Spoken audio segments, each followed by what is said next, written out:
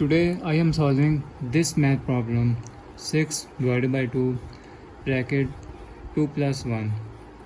2 plus 1 gives us 3 into 2 gives us 3 2s are 6. 6 divided by 6 1, but this answer is not a correct way. To solve this problem use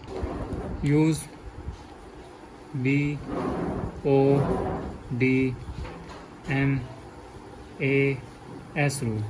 B stand for bracket first, O stand for order second, D stand for division third, M stand for multiplication fourth, fifth stand for addition, and sixth stand for subtraction.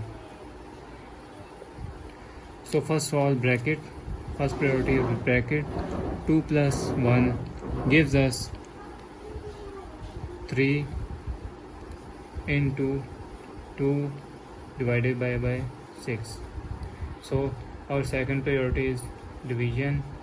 6 divided by 2 gives us 3 into 3,